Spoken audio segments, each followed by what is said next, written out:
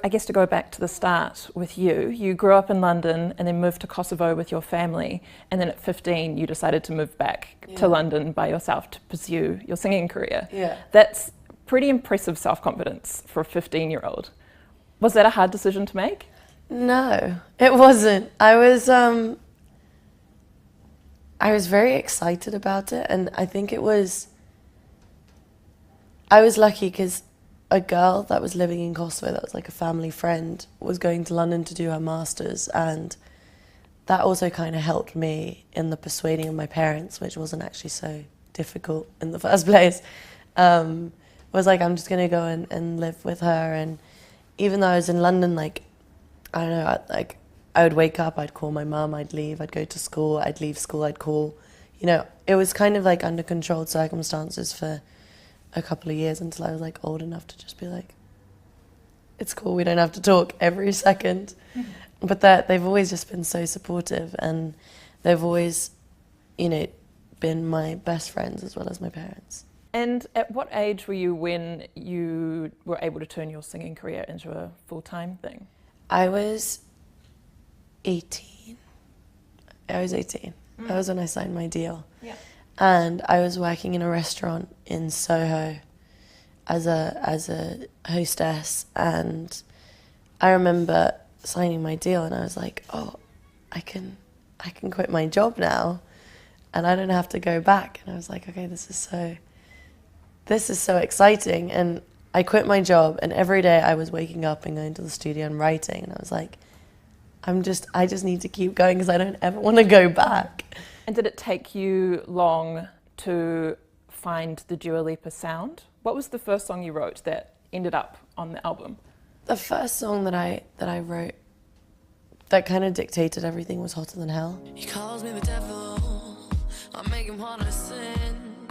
Every time I knock, he can help but let me in. Must be homesick for the real.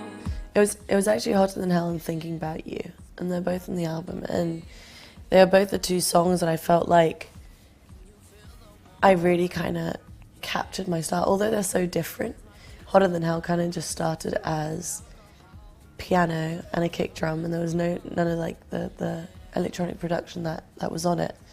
And it was when I went to Canada to work with a producer called Cos, who then I worked with on my whole album, where we wrote a song together called Last Dance. And I was like, I love the production, do you want to have a go at doing Hotter Than Hell?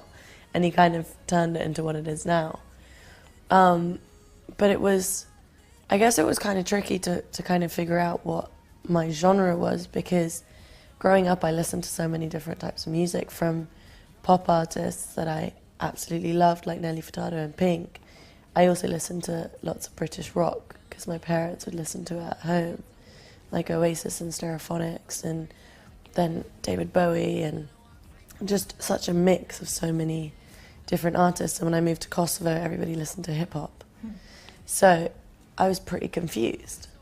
And so going into the studio, it was really trying to find a mixture of all those things into something that I really identified with, and that was that.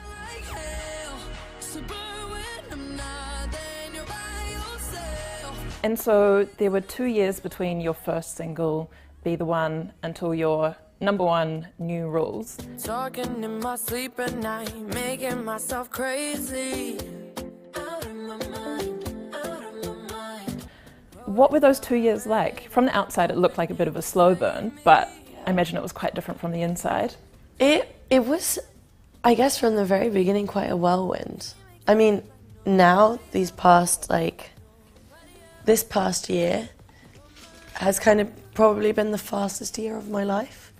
But everything is kind of, I don't know, gradually grown. I've always wanted, like, the next thing that I put out, like, I always wanted it to build more and more momentum. So I was hoping it would lead to this, but I never expected anything to do what New Rules did. It kind of took, like, a whole world of its own, and although I felt really passionately about the song and the video, and it, like, it was really the video that was really my story. That's what I would do when I'd go through a breakup, would be with my friends without the synchronized hair combing and the matching robes, but pretty much like I would always go to my friends for comfort but also advice, because I always tend to be the person that's really good at giving advice but terrible at taking my own. And I think a lot of people can relate to that, and it was really nice to see people react to it the way they did, and it really did change my life. What do you think it was about the song that resonated so much? Well, I think it's very relatable.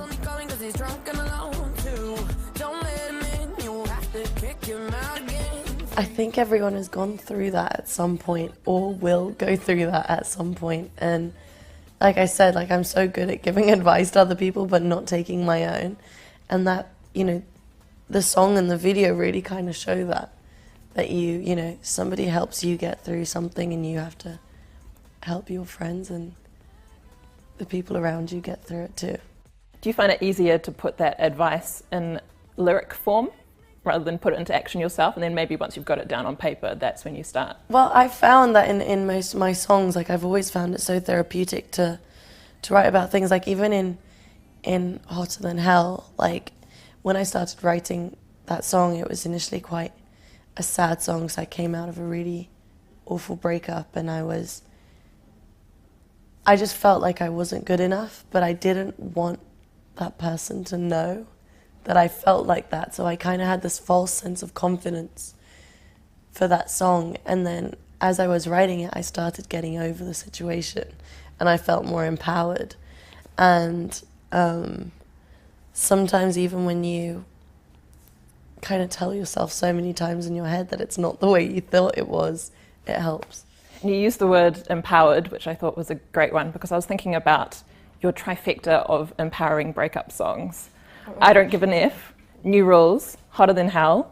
How does it feel to know that those songs resonate with people and are empowering to your listeners? It feels really good, especially when fans and listeners just kind of come up to me and they're like, "This song really helped me get over a breakup. I feel like I'm where I should be and doing what I should be doing." And my favorite artists being Nelly Furtado and Pink, I feel like their songs like Just Like a Pill and Baby Girl and Man Eater and all this stuff, like you feel so badass when you're listening to it. And You in Your Hand, like it's just, there are all these songs that I feel have that kind of empowering feeling that I loved getting. And it's so nice to also be able to put that out.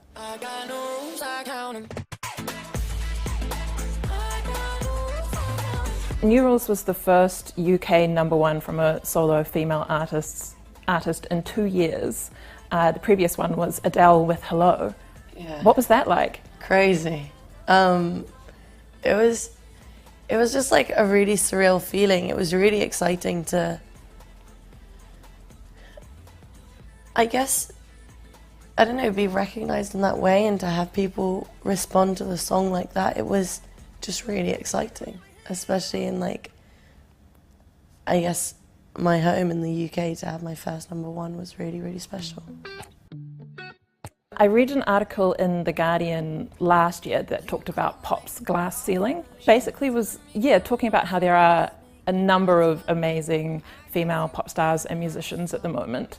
I'm talking, the article mentioned you and Alma and Mer and Charlie XCX, and talked about how they're not quite breaking through in the same way that they have been previously. You know, Adele and Taylor Swift probably, and Sia probably were the last generation, maybe 5 years ago, to really get through. Well, I don't know really. I feel like it's a lot harder to break through,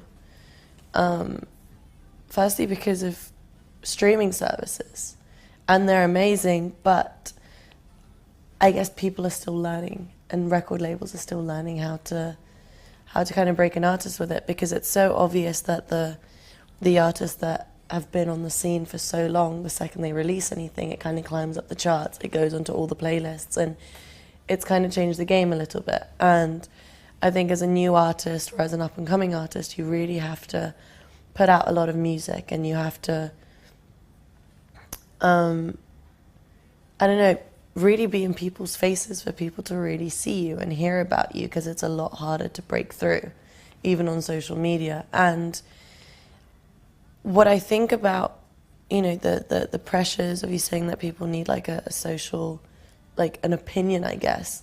I think the second you have a platform, I think you're expected to have an opinion. And I think more often than not, it's probably for the right reasons, and it's good that you should have an opinion, because a lot of people are really relying on you to be their voice, you know?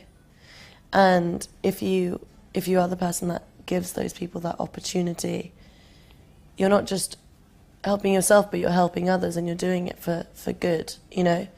And you would hope that people are very genuine about it, because we want to make a change and we want to make it for the better. And, you know, you want to change the world, not just with your music, but you just want to be able to see a brighter future. And especially with everything that's happening, as a woman, you're like, of course I want there to be equality. Of course I want people to see that women have exactly the same opportunities as men do.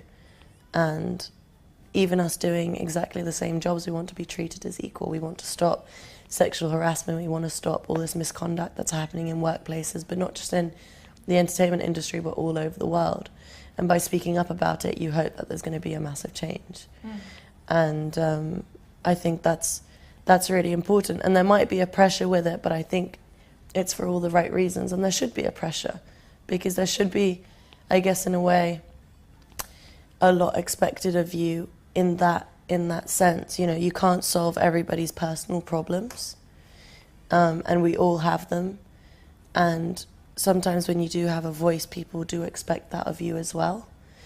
But I think the most important thing is just to do good and spread good and try and make a change in society, and that, you know, not just trying to solve one individual's problems, but everyone's as like a collective to just help progress. If you don't like the way I talk, then why am I on your mind?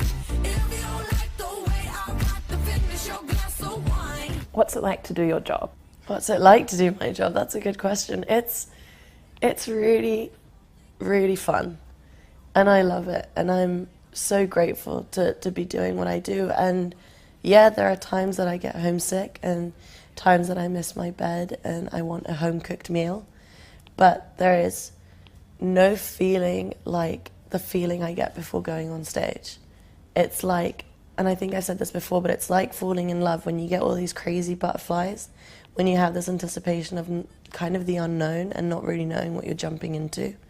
It's that feeling that's so unmatched, that is also so addictive, that I love.